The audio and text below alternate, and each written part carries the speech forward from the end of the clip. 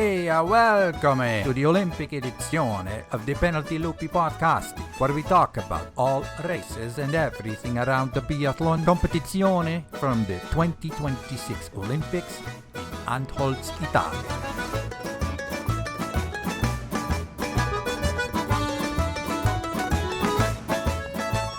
Grazie for listening, and if you enjoy the podcasting, leave us a 5 stars or a like on your podcasting platform, or send us a message on social media.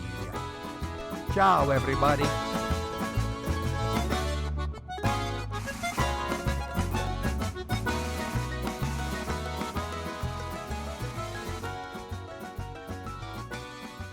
E buongiorno! Oh, yes. Yes. Next time. Well, I can't wait to see what it's going to be next time.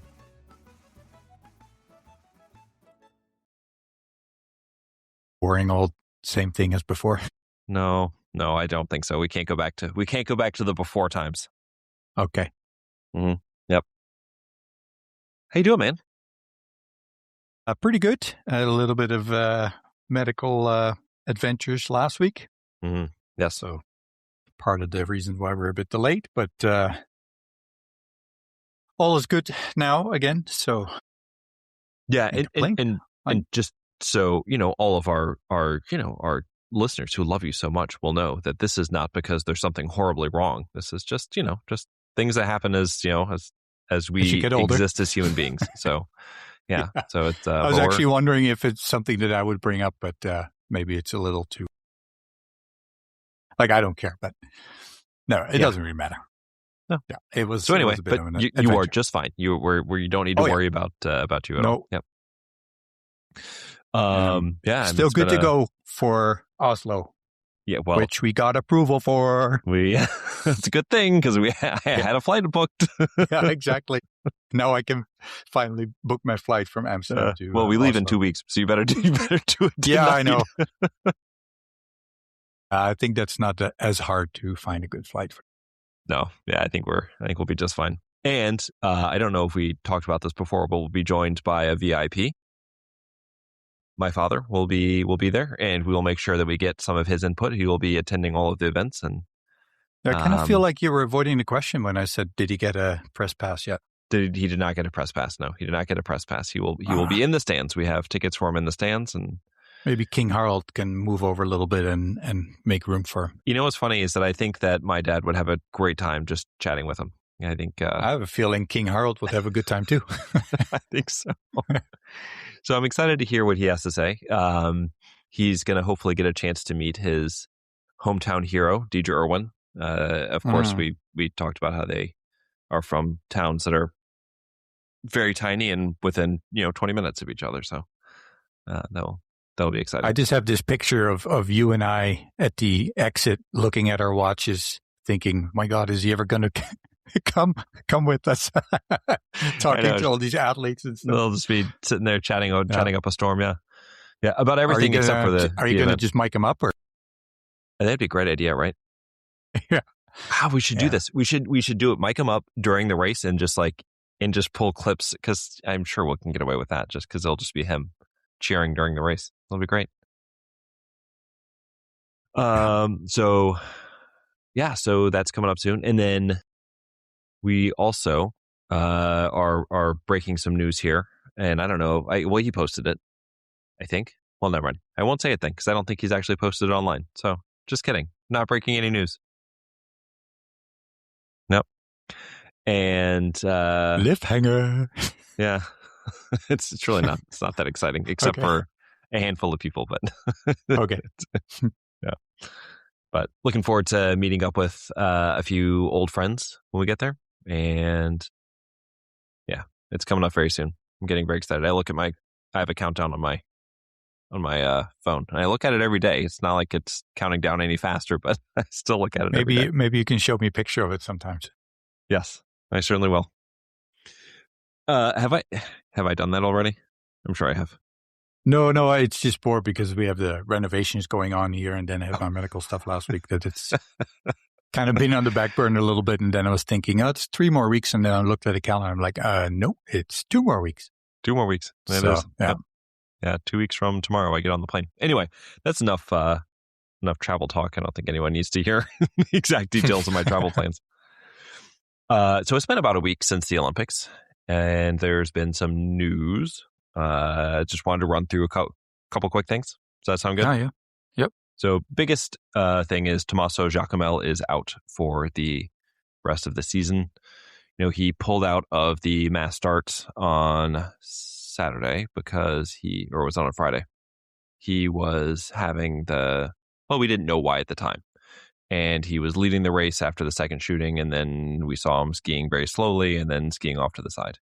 And the initial report was that his hip was hurting, and then he was okay, and it was obviously a confused situation. Turns out that he had, as many people suspected, had a heart condition similar to that of Ingrid Tangervold, the AV nodal reentrant tachycardia. I think I went into it at length about this maybe in early December of last season, so you can go look up that episode if you want. I'm not going to do it again. But he had the ablation, and he is recovering. He can return to training probably within the next couple of weeks, but he's not going to be back this season, which is probably a good decision on his part, but sad for all of us. Probably not the decision for him in this season, right? Yeah. Although he's still pretty high. Yeah, he's second in the. Well, that is a hard decision. Then he's second and very close, right? Yeah, I think he probably wasn't even going to be back to training until probably this week. He missed that much time. The overall's gone anyway. So, but yeah, it's he was having an amazing season, and hopefully. I mean, obviously he's quite young. Hopefully he has had this procedure and this will never be a problem for him again. And he can come out next year and fight for the overall once again. Looking back, it's fun to see, right? He's also an exciting racer that goes all out and then see where things end up, right? Yep. Yeah. I was going to say, looking back, Tangervold obviously had several episodes before she ended up going for the ablation. And I don't know, unless there was one a few years ago, I don't know of Giacomel ever having an episode like this before. So this kind of came out of nowhere. And is it something that they could have been sort of having a minor version of it and just not knowing what it was at the time? Yeah. Yeah. Undoubtedly, he has had a version of this at some point. Very weird for it to just pop up at this age. Like, I'm sure it has happened to a degree where it just didn't affect him that much, so. And the thought I had watching it in the picture he posted on social media of being, obviously hooked up to a heart monitor, is that for him, this man who was such good friends with Sivert Bakken, who obviously had his heart issue that lasted, kept him out of the, competitions for so long. It had to bring a lot of really scary images into his head. And so of all the people for it to happen to, you don't want it to happen to anybody, but it had to be pretty scary. We had a couple other things happen. Paulina Butovska-Fialkova announced her impending retirement at the end of this season. I don't know if you have any specific memories of her. Well, is she the one who came back at a pretty late age? And well, yeah, sort of, I guess. Yeah, she had a maternity leave a couple years ago. But she's a bit older, is that? She's like 33-ish, 34. Oh, okay. I'm probably thinking of, is it a Slovenian athlete who came back and who's like 38 or 39 or maybe even 40? Unless you're talking about Kuzmina, I don't know who else. Probably, then. Yeah. There could be somebody else that I just don't, I'm not thinking of. Probably Kuzmina then. Yeah. Do you remember her last year in Oslo? I don't know why this stands out to me so much, but she was like 41st in the sprint, and then she had this gigantic comeback in the pursuit, and she finished in 6th. And you would have thought she won the race the way she was celebrating, because well, she did in my book, Isolated Pursuit. Yeah. Oh, you're not kidding. Yeah. and that was just kind of cool. And I before that moment probably didn't think about her much at all. I mean, she was obviously very good for a long time, but just wasn't one of those people that really moved the needle for me. And then I saw that and I was like, wow, this is really cool. She really, really loves it. Does she, does it say why she's retiring, or just wants to spend more time with her family? I don't remember if she has a little boy or a little girl, but she posts a lot about their, that my memory just doesn't work that way necessarily. And, but she posts a lot of, pictures and times with them on social media. So I'm sure she's just ready to move to that part of her life. And then we had 2 Canadian retirements. These weren't necessarily this week, but have happened. They popped up. Halden Borglum and Daniel Gilfillan. I'm probably mispronouncing that. I always struggle with his name. The order of the G's and L's and F's and L's, it's just, it trips my tongue. Anyway, so I apologize, but both have, within recent weeks, decided that they're going to move on. Daniel's really young, eh? Thing. He's 21. Yeah. So I think Holland has been around a bit longer. Yeah. But it just made me think again. We've talked about how difficult it is for the decision is more complicated for Canadian and to a lesser extent, I think, American athletes, but both really, because the money equation is just more difficult. Yeah. Yeah, it's, he's 26, so in itself, you really have to make that balance of biathlon or focusing on a career or. Yeah, because it's, even the ones that have the financial support of the Olympic Committee in Canada and that kind of thing, it's not like they're living luxurious lives or. Nope. No, and I think the Canadian Olympic Committee in general took some criticism recently. I saw a couple of articles about it, just about how changes needed to be made or there were going to be more downstream effects. And yeah, and there's been so many changes in just leadership roles, and I don't know. It's hard to say. It's no different than other countries who have, I'm sure, also some Olympic committees for smaller sports in their country. Mm-hmm. Like I know when I lived in Holland, it was really hard to go see some ice hockey, right? Because that's a really small sport there. Yeah. So yeah, it's a struggle for sure. Yeah, absolutely. Absolutely. Now you just, and I think about the loss of those 2 guys. It's just, not that they were going to set the World Cup on fire, but it's really nice depth to have to, think about like rounding out a relay or just having guys that are constantly working and developing on the IBU Cup and training groups and whatnot. So, I'm sure their friends and buddies are going to miss them. A couple coaching carousel tidbits. I did not put this in the outline, but it sounds like it has been all but officially confirmed that Ziggy Mazet will be taking over on the French team next year. Men and women? And it sounds like. But I imagine, do you remember how we were sitting there last year watching, like in training, and even like Tangervold, and I think it was, I don't remember, Knoten? There was another woman, it might have been Knoten, who went over specifically to Ziggy, and we're doing a lot of chatting with him. And I have a hard time seeing that he's going to be that close to like Lou and Michelon and those women and not have some input as well. So yeah, I always love, by the way, how we classify these guys as the shooting coach, because if you don't know and you just are looking at the rosters and be like, oh, he's a shooting coach, like, all right, that he just focuses on on the rifle, and it's like, no, it's just kind of a, I don't know. From what I can tell, I think when you're at that level, you're more like a mental coach almost, right? Because they can all shoot. Yeah. It's really more like, how do you shoot well under pressure and get out of a rut and that kind of thing. But yeah, it's, I mentioned that to you when it came out, and I just wish in a way that he would, make a bit of a surprise. Like we just learned that Augenthaler, I think, is Yep. ending his U.S. biathlon. I mean, I think for both parties, wouldn't it be amazing if Ziggy was like, I'm gonna work a couple of years with these guys, see how far we can get.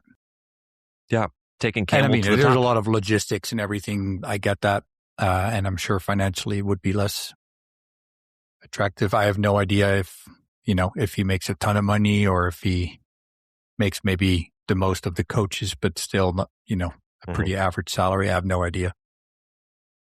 But I don't know. I think it would just. Well, I just have this image of him with his big estate in the French Riviera, and he's got this gigantic wine cellar, and just I think he does, doesn't he? I have no idea. I think he. I always or like in French wine country with like this huge vineyards or something. He goes in the off season and he smokes a cigar and just watches the grapes grow. Do you picture that, or have you seen pictures of it? No, I picture that in my head. Oh, okay. Yeah. I don't know. I see him more with an old, half broken down building that he's sort of renovating over the next 20 years. It's so funny. With some old clothes. Yeah. Clothes? My God, I can't say it. I'm sure the truth is somewhere in there. Maybe he's got some nice. Who knows? He's got some. Yeah. Well, I'm he sure. Wants us to think that, but he's got this great condo in Paris. Yeah.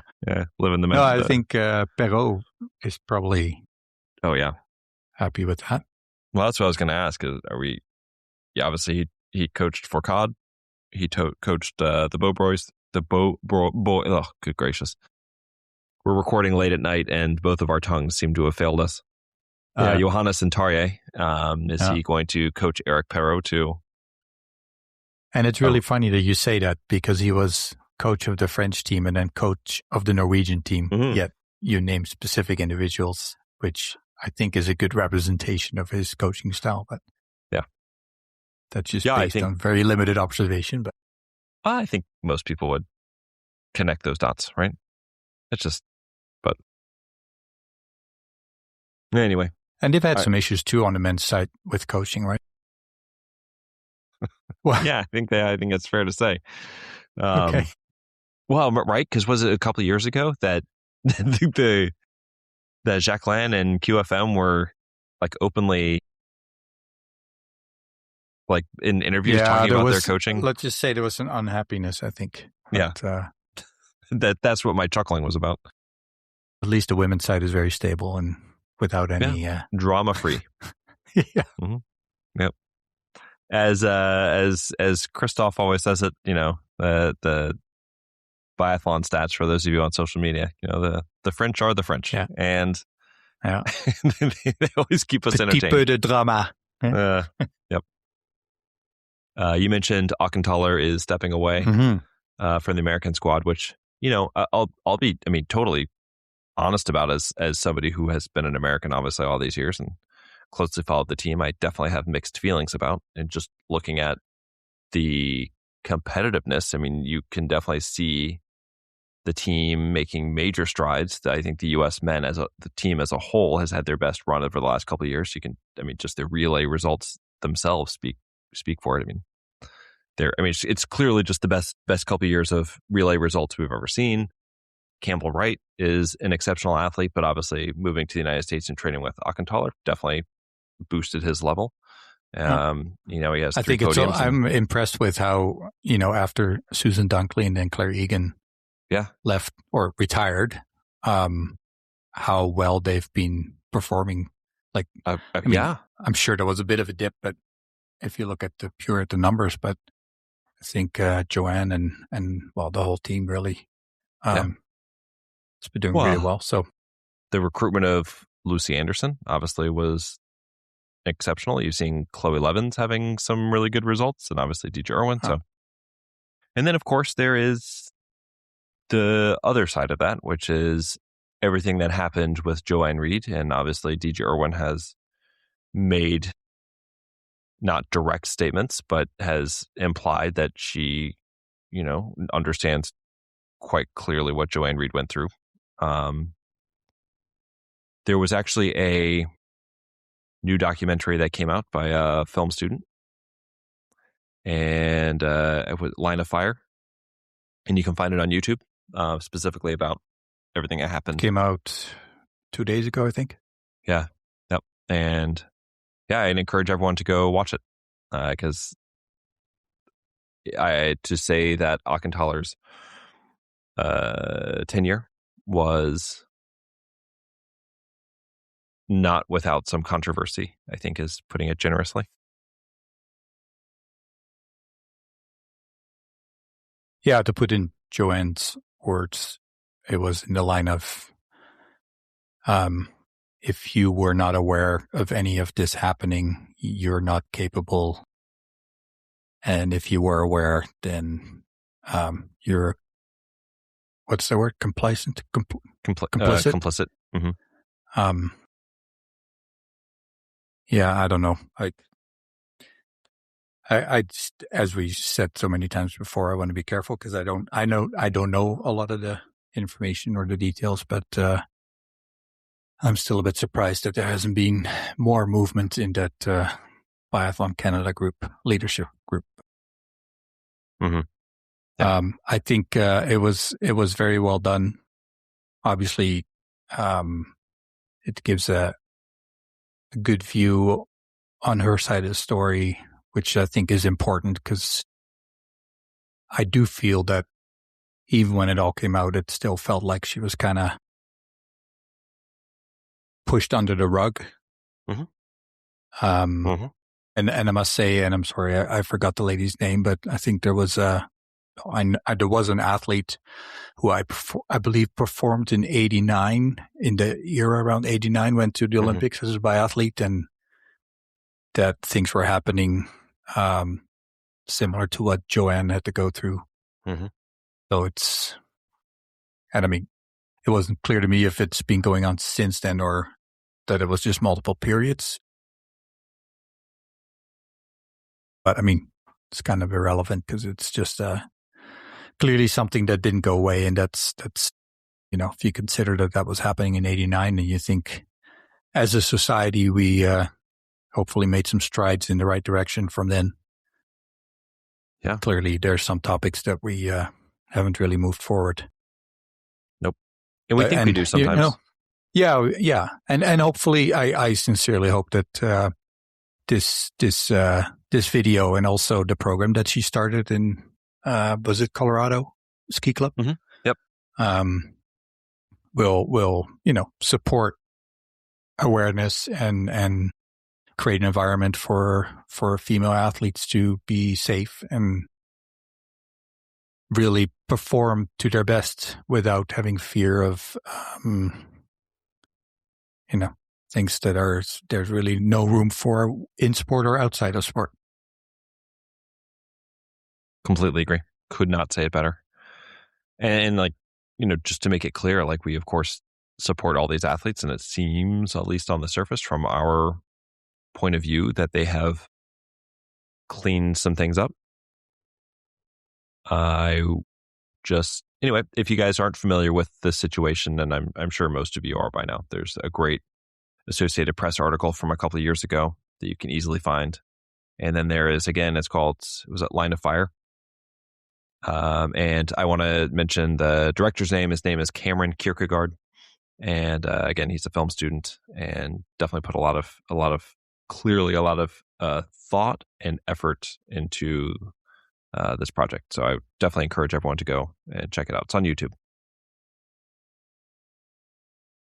Any other news and notes that you wanted to hit before we jumped back into our time capsule and revisited the Olympics?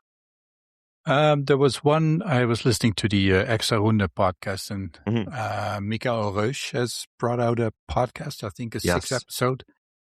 Have you listened to it, or is it? It's probably in German, right? It's in German, but I'm aware of it. Yep.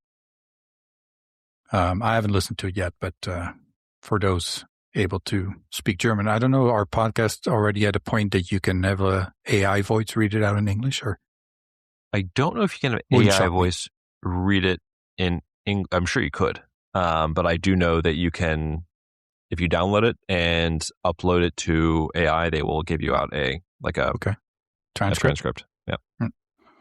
But because I have done that before. Yeah, so I can't really say what it's about because I don't really know. But I think from how I know Mikael Roche, I can't imagine that it's not an interesting story. Yeah, and it looks to deal with a lot about mental health. Yeah, so definitely, yeah, if you speak German, take a listen. And if you want to take the time to download it and read through the transcript, I mean, it will certainly be entertaining. Have you, in last thing, and then we can move on to the Olympics, but do you check in on his Instagram page frequently? Not lately. He was, when I was more active on Instagram mostly, Mm-hmm. he was one of the guys that it's hard to miss him in the first place if you're subscribed, but it was also very worth it. Because, not only interesting, but also funny in most cases. So he had a couple of really funny things from obviously had many funny things from the Olympics, but he did, we talked about, would it be faster to ski in and out than take the bus? And he actually raced one of his partners. Oh, yeah. So he got on skis at the same time as the other guy got on the bus, and the bus won. And there were some tricky moments it looked like for poor Mikael, but it was. But he should have left then when the guy was in line for the bus. He should have. Absolutely. Yeah. It was funny. It was very entertaining. Also, I swear that guy has more Instagram filters used per minute of videos than anybody. All right. So looking back on the 2026 Olympics, there were a couple things that I think that we wanted to go over, but real quick, just wanted to mention that in total we had 36 medalists from 8 different nations. 8 is a little less than usual, but it was more than 2022. And I mentioned that specifically because looking back, at first I was like, 8. I don't know. Is that a lot? Is that a little?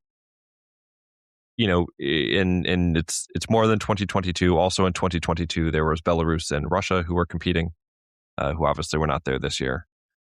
But it turns out that's actually a little less than usual, which I just thought was interesting. And the other thing I wanted to mention was, and I don't think I mentioned this the other day, but Lagride had the second most medals of any individual at the Olympics, behind only Klæbo, which I thought was just, it's absurd, right? It just seems, it's like, whoa, that's a lot, but also it didn't feel like a lot as it was happening. It was very strange. It's still funny because it feels like he had an okay Olympics. Yeah, that's what I mean. Yeah. And I mean, and I'm not one of those people. I know that there's some people that are like, only gold counts. Yeah. Because you either win or you don't. I think winning any medal, or participating, any medal is tremendous. And I've not seen many athletes who, get a silver or bronze and barely look at their own and only stare at the gold medal of the winner. So, once you're up there, I think you really appreciate it anyway. Mm-hmm. But yeah, it's so typical for him to it is stay out of the spotlight, which is really ironic to say that, of course. But other than his expression of love for his ex-girlfriend, he was really out of the picture. He was. It was so strange, right? And I mean, maybe that led to him being even more on the background. Yeah. Because I'm sure the team made any effort after that happened to keep him far away from the press. It's like no. Does he have to do interviews? Keep that mouth shut. Yeah. Can we just go? I think he's got laryngitis. Do you think he held back a little bit so he wouldn't get a gold medal? Little sore throat. Yeah. You just can't do it today. I'm sorry. I just, looking at that, I just couldn't believe, because, and obviously Klæbo, all of his were gold. But I felt like Klæbo was everywhere, even in North America, like he was everywhere. I guess I can tell everybody now that we got an invitation to go on the BBC on their podcast to talk about Klæbo, and I just sort of gently reminded them that we focus on He lost his biathlon, rifle. I easily could have done it, but I just, Klæbo, that just speaks to how pervasive he was. And then here's Lagerreid, who has one fewer medal, the second most, all by himself, the second most of anybody at the Olympics. None of them are gold, but aside from his his interview, nobody really chatted about him. Anyway, I just thought that was, it just, I struck me so, looking at it, I was like, I cannot believe this is true, but it's completely true. Yeah. It's just, we mentioned so many times, right?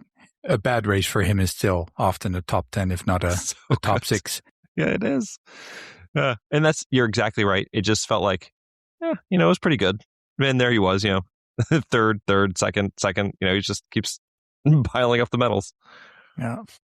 You mentioned the contingent of people who are, solely focused on gold, which is fine if that's how you feel. It's, I get it. But I did compile a list of all-time greats to different degrees, but all-time greats, I think people would agree, who do not have an Olympic gold medal. Of course, Kaisa Mäkäräinen, who has 0 Olympic medals. I don't think anybody would say that she's not one of the best of all time. Dorothea Vier, we are, obviously all celebrating her. She only has 1 medal that was not from a relay. She has no golds. These are, by the way, only looking at non-relay medals, because obviously Lou does have gold medals from relays. Tarja Bo, no non-relay medals. Raphael Poirot, Ushi. I find it hard to imagine Tarja not having any.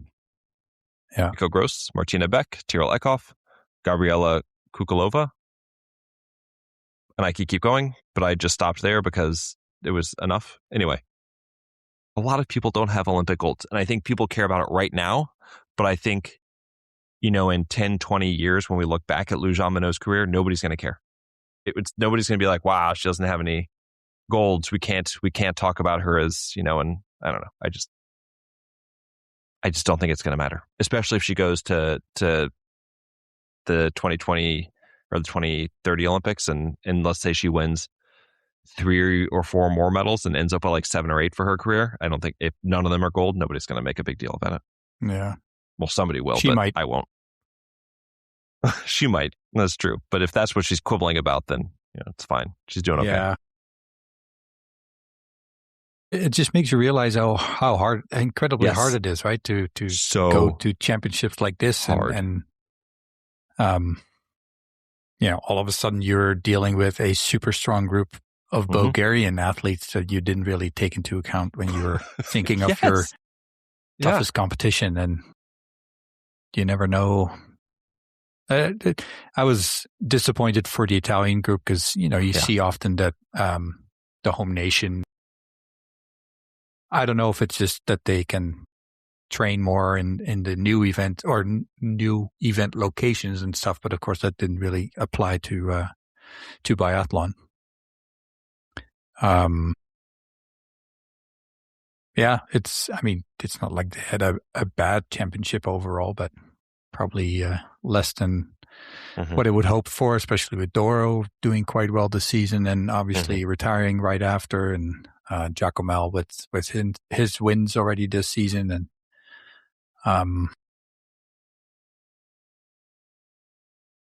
it's it's one of those things you always hope for stories like that. And again, you just realize that, especially a case like Doro, like I'm quite certain to say that her whole last couple of years has been with one goal only, and that's winning a gold medal. But I don't know, she appears to be the person that is like, hey, I did all I could, it didn't work out, and I'm fine with that. Like, I think that's kind of the beauty in biathlon, where in the end, your biggest competitor is yourself. And if you feel like you've done everything you could and tried your best and it wasn't enough, then what else can you do, right? Yes, absolutely. It's so funny you put it that way. Almost everybody that we have had on the podcast over the last few years that was competing at the Olympics, I sent them basically the same message. I said, look, we're going to be obviously cheering for you.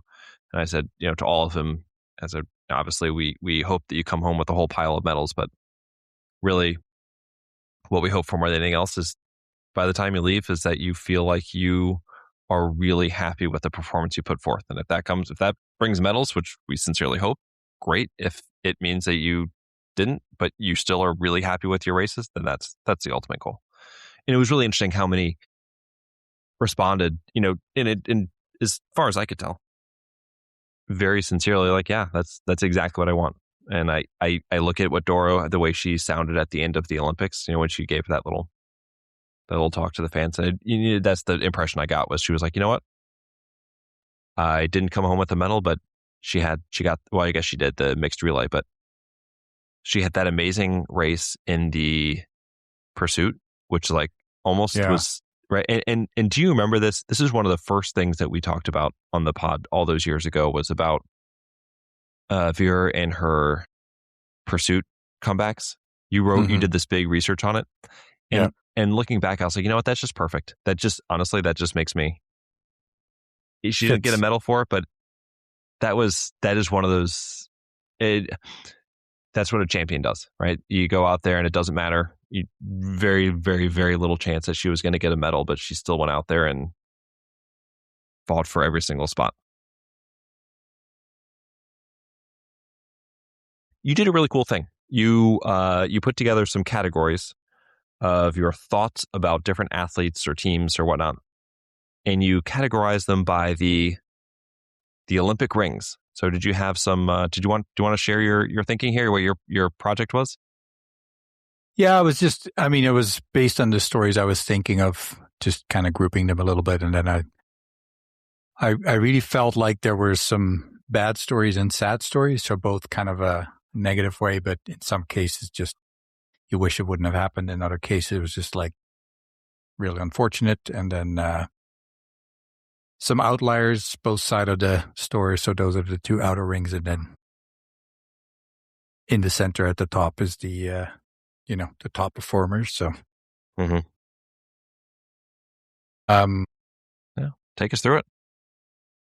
Well, there's just a bunch of things that happen. I've mentioned that before. Like, you can talk about being happy for teams and people and stuff, but there were just a bunch of things that happened that really triggered me emotionally. And not in any particular order, but I thought the win by Chef Del Dale was just, it's just so happy for the guy, knowing where he came from. And then I don't know how close he was, particularly with Buchan, but I mean, regardless, they were hanging out with each other every day. So can't imagine having to, go through that. And then, was that the one where his first clean 20 shots? Yes. Yeah. Because I mean, this whole season his skiing has been so fast, and I don't know. I was just very, very thrilled for him. His first clean 20 shots on a day when absolutely nobody else did it. Yeah, well, and quite the event to do it, right? Yeah. Did you see he had this great post the other day? You might not have seen it, but yeah, I just happened to stumble upon it, about how it was like this post of like gratitude for his wife, and how she's been basically a single mom for so long this season, and how he can't wait for the end of the season because like the only thing he wants to do is go be a full-time dad. And I was like, that is all the reasons that we love this guy, is because he gets up after he gets knocked down and he finds like a new level, but also he just seems like a genuinely nice human being. And I really appreciate that about him. Yeah, and then for me, it was also Bulgaria surprising many people with all their performances. And I remember thinking when Rico Kroos was going to train them, and I thought, oh, that's interesting because, that's not a name. You would think he had some options with teams that have a bit of a bigger name in biathlon, but I think that lasted 2 days or something. So it was just kind of a weird situation and not taking a lot of notice because, let's be honest, Bulgaria is not really the hotbed of top biathletes. Yeah. So, to see them in the race so many times in a position that they were, going for medals was super cool. And the same for the Finnish men who, are a bit of a quiet outsider on the best of days for them. And they were, again, quite in the race quite a bit. I was happy to see the Norwegian women because, a lot of things have been said about, and revolt, and then Knoten, who had to go through this whole thing where the national team didn't have room for her. I don't know, just kind of a good story. Yeah. And the Latvian women just made me thrilled with, Baiba, who of course we have connected with many years ago, and I'm very happy.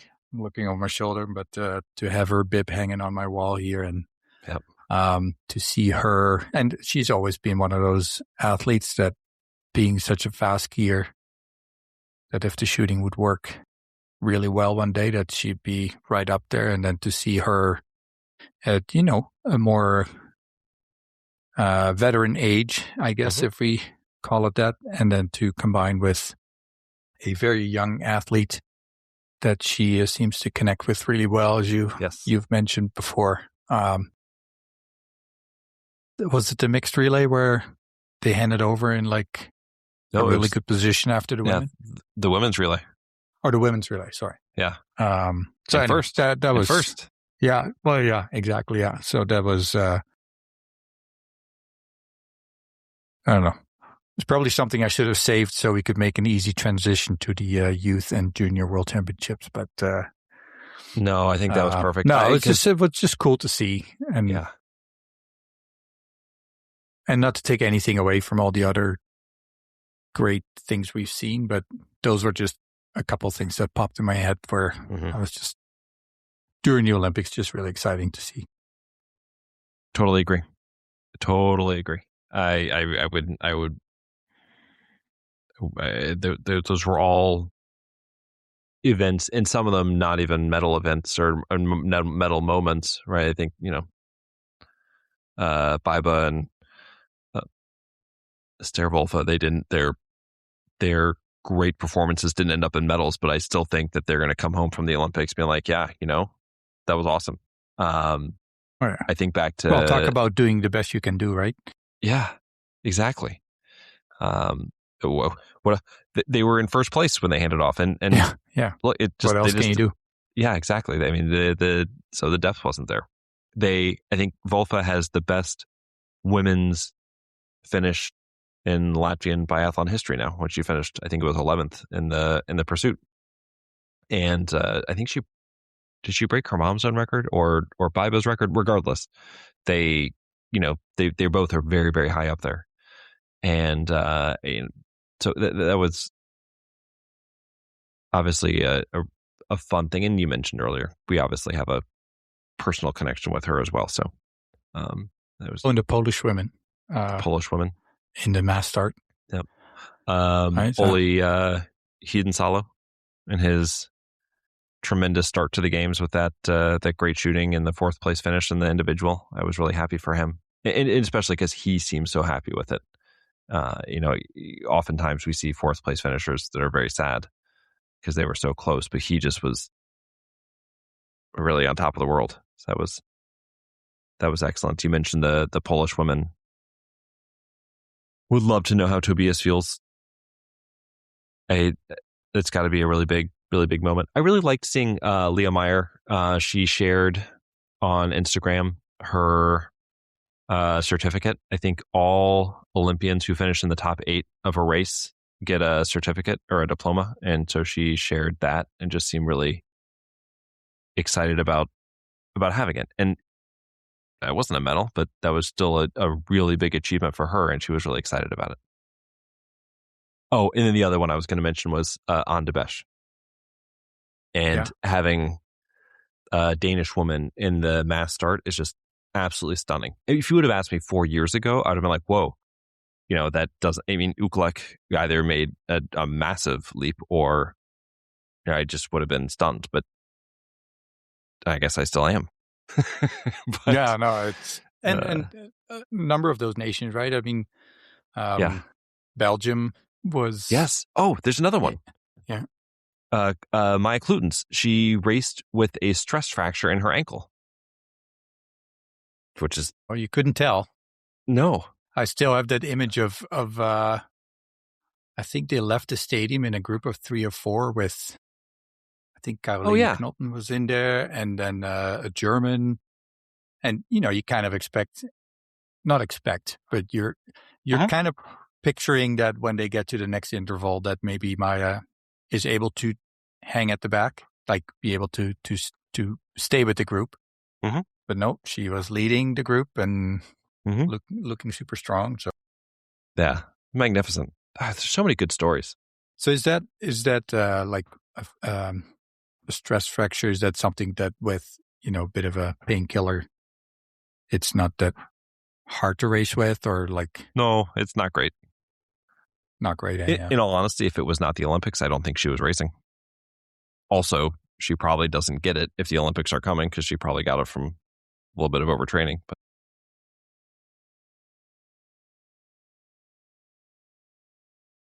having said that, I'm sure she'll line up in Kontiolahti and be fine, because she apparently is just a beast. Yeah, well, hopefully we'll be able to see her in Oslo as well. Yes, absolutely. So that was the blue outliers in a positive view. So I'll go to the red ring outliers. We talked about this with Lou Jamonot and Eric Perrault and Sturla.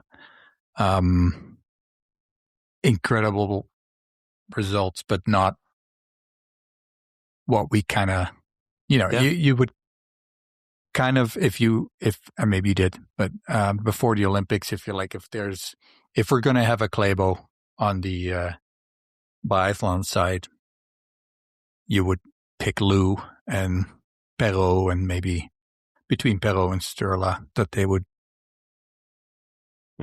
share a lot of the medals, and with Sturla was a bit of a unknown, of course, because he missed a couple of races, and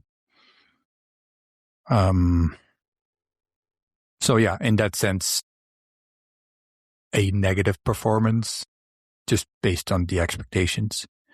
I was a little disappointed to see Boughton, after his great and emotional start, not being as present anymore after that, which could have totally been related to the whole thing, and that it was just an emotional balloon that just exploded, and then it's hard to stay focused, I'm sure.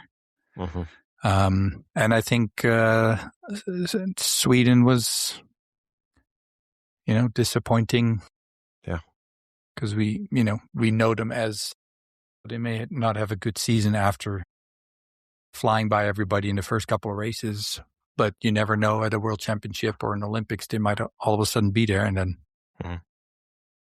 of all people on the men's and women's team, I don't think Ponsloma was the one that would come to the top of your head right away if you think if they would win one gold medal, but probably would have been 5th on my list.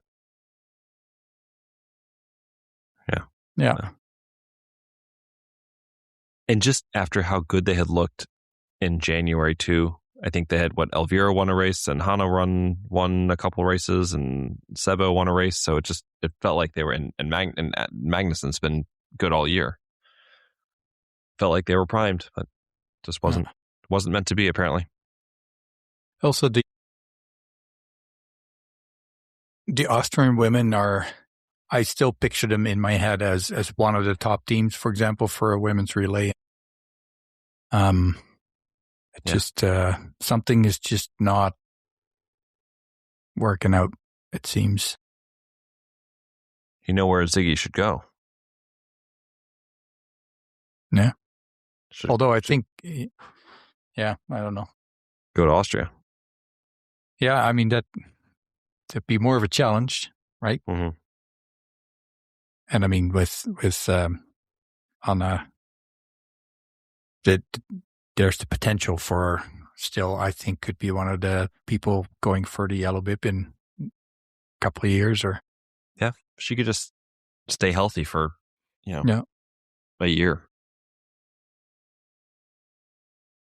And if you have any to add, please do.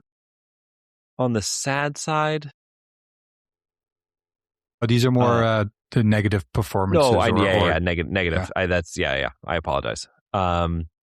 Sweden's my big one. That's a tough one. I would like to put Germany there, but I just don't know that this season I would have expected much more. I don't think we've really seen it. Yeah, still though. I think, like, in the context of where they've been the last couple of years, I think Preuss probably would be on the negative side. Just, I think that she probably does not love her performance, but I think listening to her interviews since then, the pressure must have just been monumental. I think she was just ready to be done. Do you think it was worse than the end of last season? I think it was. The way she was talking about it, I think it was. Well, I mean, it's possible that after what she went through last year, even though it ended really well for her, maybe that was just exhausted, burnt out. Yeah. Right? It's absolutely not impossible. So I'll jump to the black ring at the top there, top performances. I mean, it's hard to not have the French women there,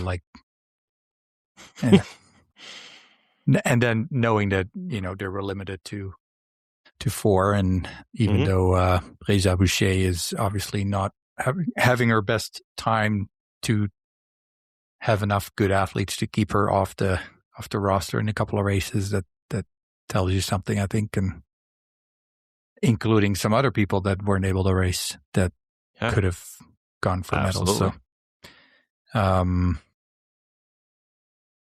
the French men as well, I don't know if they're completely satisfied with their haul with regards to medals, but they were kind of in at every race, and obviously had some very good results. So, and they took the relay, and that is something that no French team has ever done before. No French men's team, so they gotta be excited with that.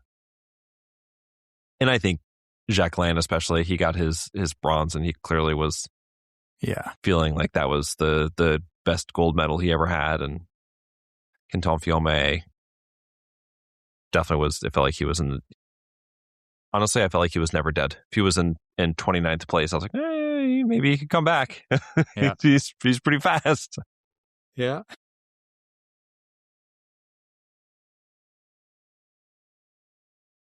Again, with the Norwegian men, it's I find it really hard because it feels like it was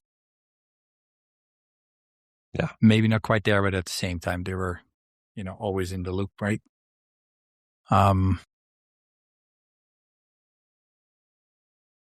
So I mean, that was I still put them in the black ring. For top I would absolutely put them in the black ring. They had 2 men on every non-relay podium except for the pursuit. So that's a pretty good run there. I'll go through a couple of numbers later on as well. But okay. Yellow ring, that was more like bad things happening, and I couldn't really think of anything other than like Sturla's episode, and especially the timing of what he did.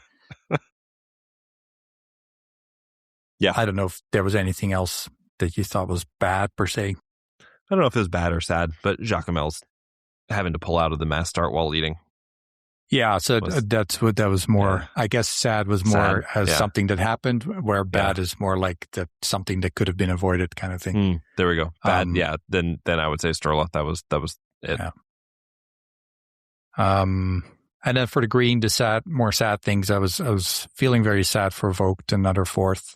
Mm-hmm. Yep. Because I really wished she could have medaled on that one. Team USA, especially Campbell, with the huge potential, wasn't just not happening. But pretty sure he'll be back 4 years from now. Team Canada, I had, secret hopes that they might have done a little better, but we also know how incredibly hard that is. Team Germany, we kind of mentioned already, and especially I think Preutz just didn't look herself, and like you alluded, like didn't really seem overly happy to be there. Mm-hmm. Which, especially it being her last couple of races, you really would have wished that. Like Doro seemed to really enjoy herself, where I got less of an impression with that, and that links me to basically seeing the last races of Doro and Preutz. Mm-hmm. And not unlikely that we may have seen the last Olympic races of Seminator. Probably. Yeah. Can't close the door. Hardwick, I was really hoping that he would be able to get a comeback and have I guess a payoff for all the hard work he's done to keep getting back, and that didn't work out. And Boulton, the whole story obviously was sad and happy, very emotional thing. So so those were just a couple things I wrote down, and like I said, it's not that other things that happened didn't necessarily weren't good enough for this list. Like they easily could have made it on, but I really liked the way you did it, using the rings. That was envious. You were envious? Yeah, that was a good idea. I wish I would have thought of something like that. It's a good construction, for your thoughts. Well, 4 years from now, we'll do it again. We'll do it again. Yeah, I'll be on at that time. Any other last things that you wanted to sweep up with the Olympics? I think you had a big project you worked on.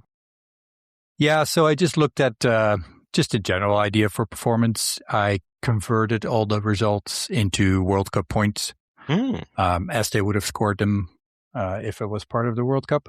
But that was one more last thing that I want to say, that even though Antholz was amazing, I still kind of like it when it's in an event, or if it's in a location that's not used for World Cup, because it did have a bit of a feel to it that it was just another incredible, World Cup event. But so I looked at all the races, both individual and relay races, scored them with the normal points. I also did the scoring with isolated points for the pursuit. Good. And I scored the relay results as a mass start. And there's, not even 30 teams. Any guesses on, just based on individual races, who the best performers were, men and women? Best men would be QFM and best woman would be Lou. So best men is Sturla. Oh, of course. That was 270 points, World Cup points. And then Quentin Fillon-Maillet. Yes, of course. 220 points, so 50 points behind. Chevdal in third, Boulton in fourth, and then Ponsaloma, Perrault, and Christensen, and Jacquelin, Samuelson, and Heiden-Salo. Way to go, Heiden-Salo. What an overperformance. If you looked at the isolated pursuit points, list is pretty similar. Yeah. Perrault would have been not tied with Ponsaloma, but would have been 10 points ahead of Ponsaloma. And I think the biggest difference would have been for Tommaso Giacomel, who went from 91 points, World Cup points, to 134 points if he scored the isolated pursuit time. And the women was Jean Monod, and then 210 points. Michelon, also 210. Ooh, I should have known. Pierre-Kaida, 194. And then we had Simon, Vitozzi, Hristova, or Hristova, I guess. Tuvi, Vogt, and Vobornikova. And then Vir and Preutz. Right there. with them. Can we go back a second? Your Olympic rings, there needs to be a sixth ring of just sublime happiness for Suvi. Yeah, although that was also the a bit Suvi of ring. I was hoping a little bit more for the Finnish women. The Suvi ring. She gets her own blue and white striped ring. Yeah. So Anna Andexer is pretty close to the top, Volva. So some really good results. And then on the isolated pursuit, Shirkaida would have dropped a number of places. Simon actually had exactly the same points because of her is that the race she set out? Or is that the one where she just didn't do? Simone? Yeah. The pursuit. Yep. Yeah. And then Doro, obviously with her pursuit, she had 122 normal World Cup points, and with isolated scoring, she would have had 180 points, which would have been second, just behind Luja Mano. I'm going to scroll down then to, I just added up all the points for each nation. Any guesses on the top nations? Just so that's still for individual races only, but just the French women and the Norwegian men. Spot on. I thought the difference was quite large for the men. Norwegian men had 853 points combined, France 586. And then third place, Finland 372, Sweden 354, and Germany 336. Finland. What a beautiful, beautiful performance they had. How good, I know you're going to say it, Bulgaria for the women.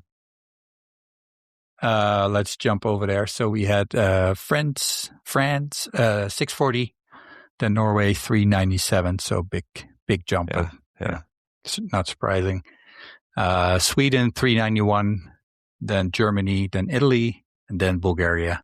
Nice. Just above the Polish team.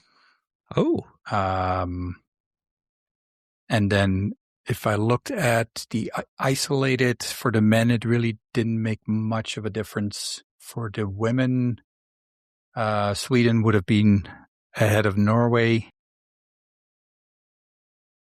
I think that was Italy would have been above Germany.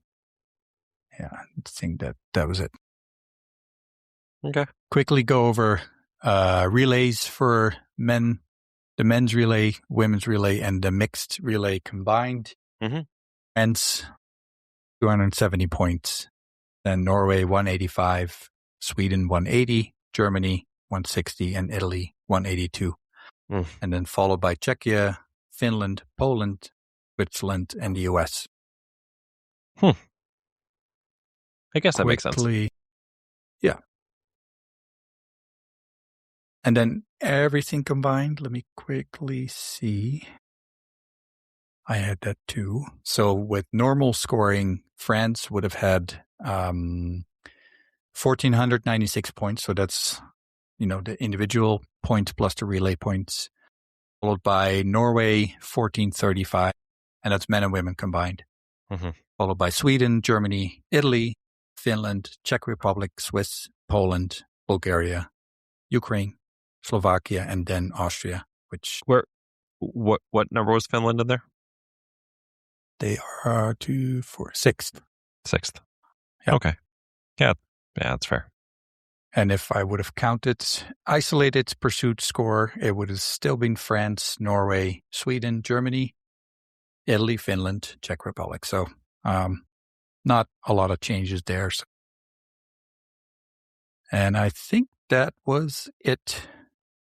But great to see, even in these lists, Denmark with 50 points, China in there with 43, Moldavia 27, Canada with 99, let's stick with the normal World Cup ones, 97. As I mentioned, USA higher at 209. So Belgium? Definitely. Belgium was just under the US with quite a bit less. So US at combined 209 and Belgium 127. Okay. So, I mean, Sweden in the end still third in that ranking. So, Yeah, very disappointing for them. but I mean, if you talk about gap, like French 1496, Norway 1435, and then Sweden 925. Yeah, they just so few of the races where they actually in the mix. Yeah. It's just I think Seba can be added to the sad list. Seba's on my sad list. Yeah. It's okay. So that was that? We'll give him a big hug in Oslo and he'll feel much better. Yeah. Well, probably feels better after a hug from his little girl, but, we'll help out too. Well, and he's still, my internet's been crapping out a bit, but he's still like 28, in the loop, 29. Right? Yeah, he'll be around. No, but like in the loop for the Globe? Yeah, he's... I mean, not like 200-ish points back. Yeah. Let's see, I can pull this up real quick. But, this actually is one of the things I want to talk about next. This is a good transition point to looking ahead to the next, the third trimester. And I think at this point, the overalls are pretty well set. The women's, of course, is. I mean, Lou is ahead by 202 points. So she could sit out a whole weekend. And even if Suvi won both races, Lou would still be in the lead. Yeah. Well, yeah. That said, it's been an interesting year with people sitting out.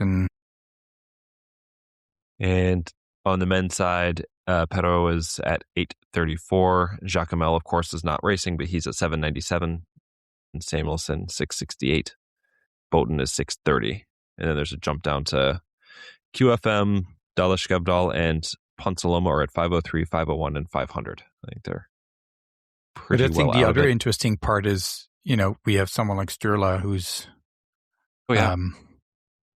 maybe he's able to win all the remaining races, as a matter of speaking. So, could still have an impact also on the top of the leaderboard in that way. Really, and even if he's not winning, just if he sneaks in between. So, like if Samuelson wins, if Sturla sneaks in there in between, and QFM sneaks in there, it just bumps down Perot a few more positions to. Yeah, I don't think the men is over. No, it's a pretty solid gap, but especially on tired legs, who knows how they're all feeling. Well, and I mean, Perot probably has a bit of a disappointing feeling with the Olympics, so you always have to see how he comes out, if he uses it as a motivation to at least get the Globe. Or here's a question for you: do you remember Otapa? Is it all that much, the course at all? I don't remember it at all. I remember the stadium. Yeah, which was quite cool. Yeah. The course itself, not so much.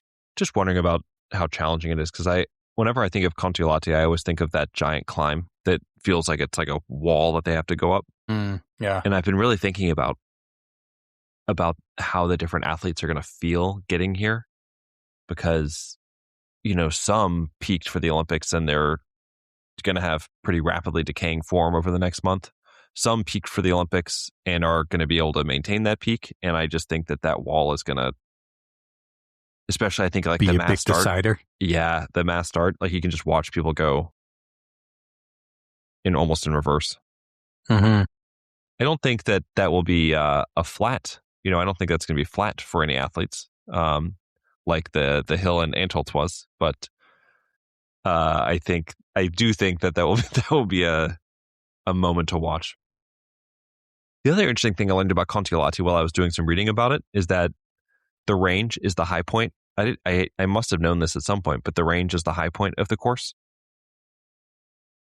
It's the climbs, you go downhill first and you have to climb back up.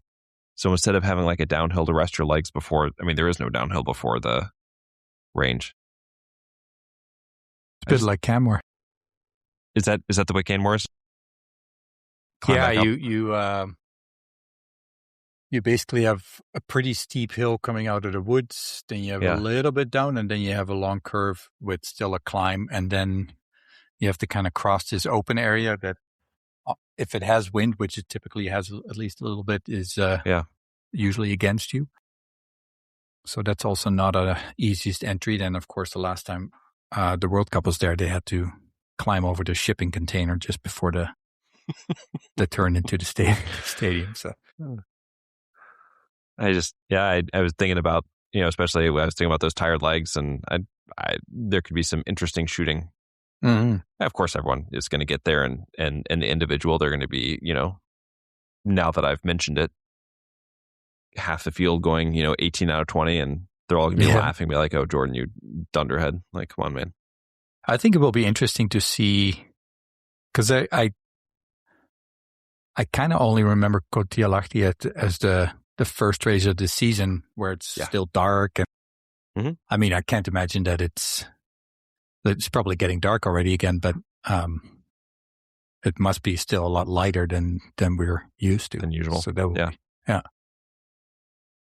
it'll be interesting. And then Otapa, which I don't remember a lot about, and then of course I do remember that it was just a crazy atmosphere. Yes, I do remember that too. The stadium was really cool. Yeah. The stadium reminded me almost like, I guess not as big as a soccer stadium, but just the way it was set up, like sort of like rounded around. Yeah, the crowd really close. Really close to the Yeah. We do have a couple of interesting discipline globes that will be handed out this week. Both the individual and the relays will finish up this week. The women's individual has Lou ahead of, she's ahead of Veer by 24 points, but Veer is not racing. She has a 40-point advantage on Justine and 41 on Magnussen. Preuss is not racing, and then you got Linamo, who is 55 points back, so it kind of spreads out a little bit there. Mm-hmm. Probably, I'm just going to go out on a limb and say probably lose. But if Justine does something crazy, if she wins the race, I guess Lou would have to finish sixth or worse. That's getting kind of difficult. Like, would you be shocked if we learned that Justine is going to sit out the rest of the season? Oh, no. Shocked? No. Sad? Yes. Yeah, of course, yeah. The men's side is much closer. Perrault is at 121, Boughton at 119, Jacqueline at 105. And really, I guess if Jacqueline wins, he needs Perrault anywhere from third or down, but pretty much in a situation where whoever wins that wins the globe. Woldall at 75. Giacomel's not racing. Is really a wild card, eh? Completely. I have no idea what to expect. No. Hofer at 68, Samuelson 65. So those guys are pretty much out of it, but that would be interesting. I mean, that'll be a definite comes down to the very end there for those three. Because I could see either Boughton or Perrault winning it. I could see Jacqueline right up there. Who knows? Yeah, and again, I can also see Boughton come in like 25th. 71st. Yeah. Or Jacqueline doing the same, right? The only one I don't see exploding is Perrault, but he's just one of those guys. Yeah. On the women's relay, actually really close. France is at 280, Norway at 268, Sweden at 260. So I mean, that really could go any number of ways. It's actually kind of surprising. France is, of the 5 relays so far, they have been off the podium twice. Yeah. So, I don't think it's a sure thing. I think it's even odd to see that they didn't win all 4. Right? Yeah. I would still expect France to win this one, but Norway and Sweden have been kind of spunky. And then on the men's side, Norway at 345, France at 315. Okay, and those are the only two. What was that? Spunky. Spunky? Yeah, and I was looking for a word, and that's what I came up with. Norway at 345, France at 315. You guys can't see it, but RJ is trying to hold it together over here. Spunky. Yeah. and those are the only two who can mathematically win it, because Sweden at 3 at 250 is 95 points behind. Just can't do it. Not in one race. So we'll see. Just looking at how high potentially the states can climb. They can get to fourth. I guess. Third, I guess they. What's that? Third, right? They could. Oh, I guess they could get to third. I can do math. 67 points back. They could do it. But they have to have a pretty spunky day, for sure. They need to be spunky. Yeah. And then, of course, we'll see the mass starts. But we still have 2 races left of that. We got one this week and one in Oslo, and a lot to be decided there. I'm not going to run through all the scores because that would take too long. I did want to point out, though, that Campbell Wright is currently in third in the mass start. He is a ways back, 49 points back, but, can't count him out. Nope. Actually, he's really in second because Giacomel is right ahead of him. And I was going to say, I'll throw out there that I can see him pass Giacomel. Yeah. Yeah. It's gonna be fun. I just have a feeling we're going to see some surprising some weird stuff, right? The next 3 weeks. Yeah, some weird stuff. Yeah, I just think with, some people, like you said, having put all their energy towards the Olympics and maybe just not having a lot of energy left, maybe both physically and mentally, then others who are like seeing that as an opportunity, and maybe the Estonian women can really feed off the home event. And I mean, Norway is always crazy, but still will be a little bit different. I don't know if they're planning any memorial or something for Buchan. Wouldn't surprise me if they haven't heard yet, and I'm sure that we'll, because they'll send out that WhatsApp chat again, and so we'll know. And if there is anything, we'll let you guys know.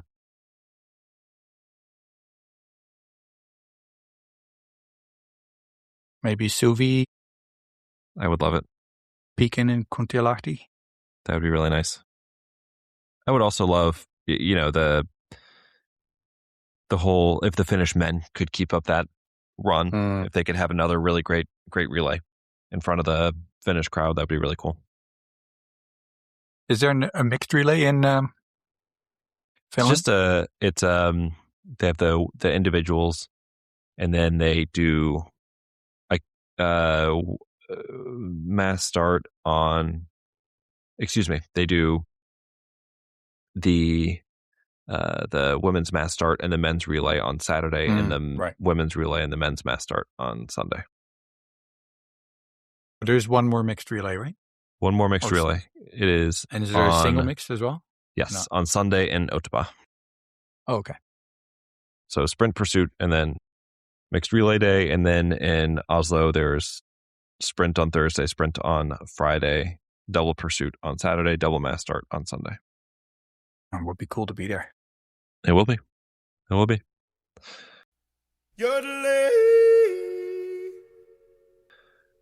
Have you been keeping up with the Junior Worlds?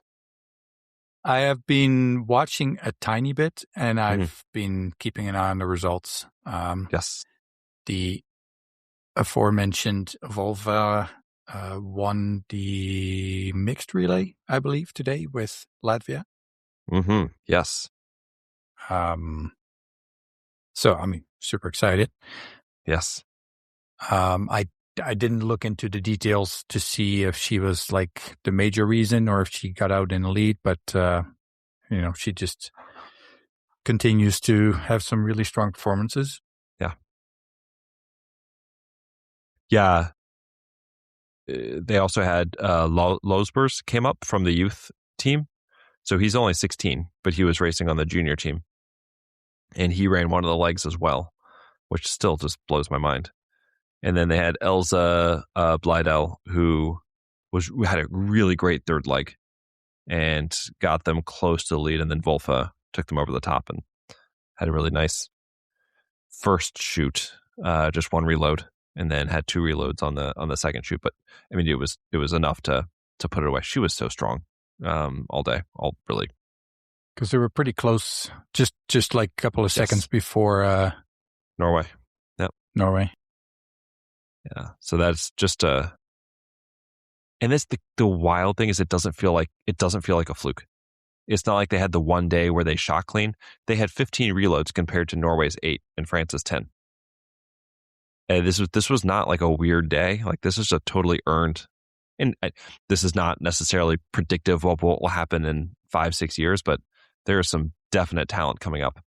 And, I think that there is one happy mama who will be cheering them on, Miss Baiba Bendika, who is not only a mother to her little boy, but I think she also feels a little bit of a sisterhood and I don't know, like a sort of a parental feeling to Blydell and Wolfa. So that's very, very cool for her and the whole team. Also wanted to mention the Swedish men had a young man. His name is Philip Linkvist Floten, and he won the gold in the individual. He had a 20 for 20 day, and I mean he raced well from start to finish. But I think this is like the first junior man from Sweden to have a gold medal in like 20 or 24 years, something like that. Yeah, and if I recall correctly, they had a couple of Swedish names in there. They did in the list. Yeah, so help is on the way if Ponzi and Silva can hang on, right? They've got some definite talent coming up. And I'm quickly looking it up because there was a race where I went through some of the names and one after the other, I'm like, oh, that's a familiar name in biathlon, and another one. And I'm pretty probably sure the junior women's individual. No, I was looking at the junior men because we had was it Hog? Isn't there a Norwegian girl that's called Hog? Yeah. Then there is Kasper Kalkenberg, who has already a bit of a name. Guillaume Poirot. There was Lucas Tannheimer. Yep. Which I'm 99% sure that's her brother. Yes. Of Julia. Magnus 100%. Steiner from Austria. Sounds like a very... Well, Tamara Steiner, right? Are they related? Yeah. Do you know? I thought so. I could be wrong. Yeah, I think that's probably the names that kind of jumped out at me where I'm like, am I looking at the right list here? Well, and then you also on that list, you had Jakob Kulben, who is the Estonian who's run on the World Cup. He was at the Olympics. Yep. And same thing, Jimmy Klemetinen. He was the young man who filled in for Harjula on the relay. Okay. Matija Legovic, he was there as well. So there are a lot of guys we've already seen. Actually, I thought you were going to mention the junior women's individual because you had Oleksandra Merkushina, who we've seen on the World Cup, Inka Heimalainen, who's been on the World Cup, Wolfa, who's been on the World Cup, Gautero, who hasn't been on the World Cup, but she's been making a name for herself recently, Elza Blydell, Ilana Plechikova, who's been on the World Cup already. I mean, it's just a handful. It's just amazing how many of these Menka Casterman, good gracious, that have already been on the World Cup level. Yeah, that gap is getting closer every year, it seems, eh? Yeah. Just between the youth and the IBU Cup. And that's really wild. I mean, I'm used to seeing like, this is a lot. It's a lot of women who've already been there. Also wanted to mention that in the junior individual, all 4 Canadians, Luke Halsov, Jasper Fleming, who's been on the World Cup a lot this year, Malcolm McCulloch, and Benjamin Brousseau were all in the top 60. Nice. Look at that. So I know with, Luke had some crazy races last year, I think. Didn't he get 5th or 8th or 5th and 8th or something like that? But, to have all 4 in the top 60, so that's to me, that sounds like a good result. Yes. Yeah. A few other guys. I think Camille Grataloup Manasol has been having some good races in his career, a handful of wins, but on the junior cup level, not quite on the IBU cup level yet. But again, he's only 19 years old right now. We already mentioned Legovic. Thomas Marshall, the Austrian, is currently leading the junior cup category. So there's a lot of intriguing talent. We mentioned Losbers already, the 16-year-old who's just doing ridiculous things. On the women's side, I think there is, we mentioned Inka Heimelainen. She's already had a number of really good finishes. So, yeah, And there's still sprints coming. Mass Start 60, always fun to... always wild. Try to keep up what's happening. And then the relays are still coming up. So. Yeah, this is who I wanted to mention. Hanna Volstead, who won the youth women's individual. That was her got second, excuse me. That was her very first international race. Wow. And, Where's she she got from? second. She's Norwegian. She's had plenty of good competition, but just another one. Just file it away somewhere. Last thing I really wanted to touch on, because we're getting near the hour and a half mark, and I just thought this is just worth mentioning. Gro Randby, she is 23, Norwegian, and she missed the start of the season. The whole story is fascinating to me. She missed the start of the season with, we don't know what. So the reporting on this has been kind of confused. And I at some point wanted to just reach out to her directly, because there has to be an answer, and she knows it, but the reporting is just kind of funny. So the articles all say that she was struck with the kissing bug, and I'm using quotation marks here because that's what they call it, the kissing bug. Now, there actually is a bug, an actual insect known as the kissing bug, that transmits a parasitic infection known as Chagas disease. So in all the articles, they are mentioning that she got bit by the kissing bug and had Chagas disease. It's a serious disease. It is treatable, but it would cause you to miss several weeks. So it's possible that she had Chagas disease. Now, the other thing known as the kissing bug, or I'll call it the kissing disease, is mononucleosis, which would be way more likely, but it's never been mentioned in any of the articles that she actually had mononucleosis. So How do you get that? Well, you would get it from kissing, and or sharing water, or just being in the vicinity of somebody who has it, who sneezes. Her boyfriend is Martin Uldal, who has previously had mono, and he recognized the symptoms of whatever disease this happened to be. We're not quite sure. Anyway, so Randby, long story short, she missed the first majority of the season because of this unknown kissing bug illness.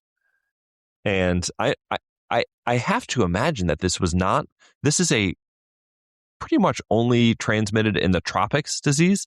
Very possible, I guess, that she picked it up while she was on vacation, but I don't know, man. I have a hard time seeing how this was Chagas. However, that's what's been reported, so I'm just gonna say, where does this bug live typically?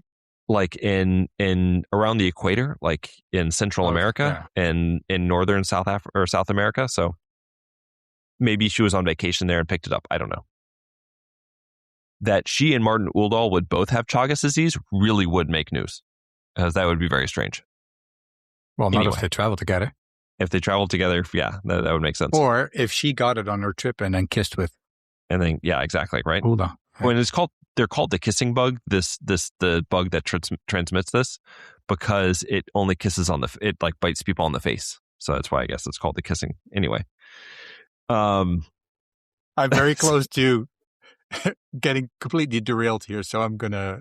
Yeah, it is easy to, and again, I just want to make sure that people know. I think it is more likely that she had mononucleosis. However, every article mentions the kissing bug and then goes on to mention Chagas. Anyway, so that's what it is. Regardless, she didn't race until the IBU Cup in Houston, which was right before the Olympics. She looked fine.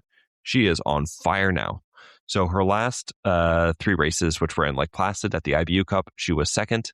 in the short individual first in the sprint by a wide margin, and then she won the pursuit. And it's the pursuit which I found the most interesting. Normally we think about the pursuit as in you're pursuing the people in front of you. She took that, I guess, to mean she was pursuing the people who were so far behind her that they were in front of her. Do you know what I mean? Yeah. So the race started with 56 people. Do you want to take a guess at how many finished? 35. You got it right on the nose. Really? She lapped 21 people. Apparently, that is a spunky performance. That is a spunky performance. I am blown away. So are you saying that it can be a benefit to get the kissing bug disease? Everyone needs to get the kissing bug. This is going to be the new thing. The gaps are just pretty crazy. She won the sprint by only 26 seconds. There were a handful of people within a minute. And then in the pursuit, it is Sarah Anderson was 44 seconds back. Joanna Scottheim came in third place. She was she was basically 2 minutes back. And then 207, 208, 226. Eighth place was 3 minutes and 9 seconds back. This is crazy to me. Her skiing, she was gaining like 12 to 13 seconds on the number 2 person in terms of skiing per lap. I don't know if she had like jets on her skis. I've just never seen anything like it. That's incredible. Yeah. Yeah. So she was second fastest on lap 1 skiing by 1 second.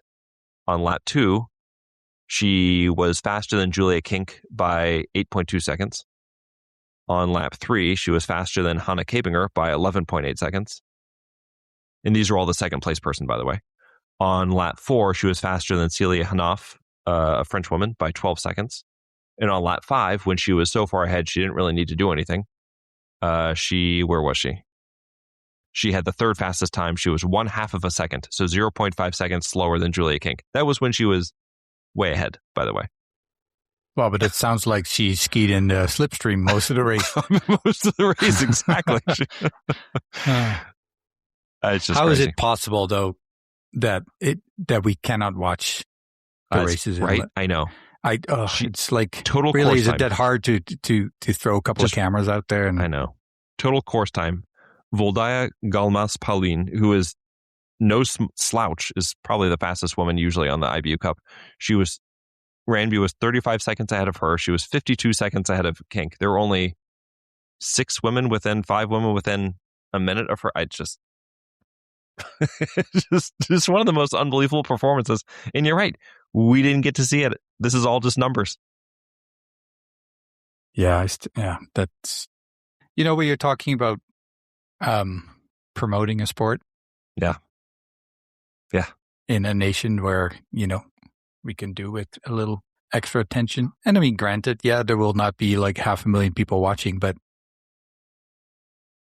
I still think. Yeah. I agree. It'd be nice to have that ability at least. But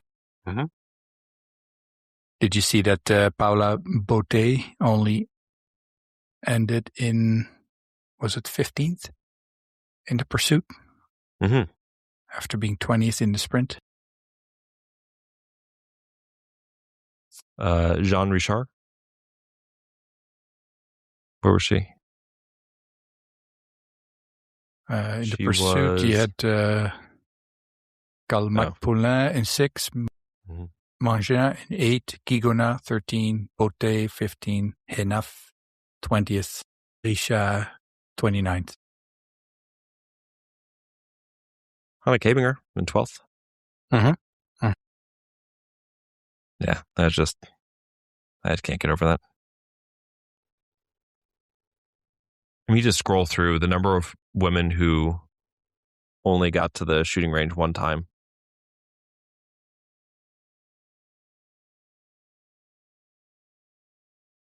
And I mean, I know that it is a crazy list. Yeah.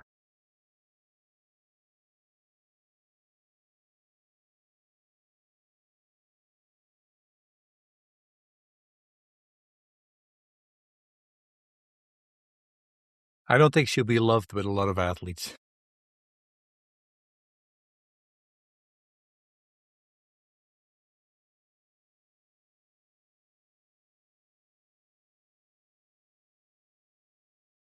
All right. Any other things to be mentioned? Yeah.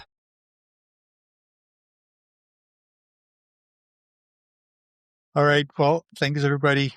It feels like we've been gone for a while, but it's crazy how fast everything now is going to go. And before you know it, we'll be in Oslo. Yep. Looking for it.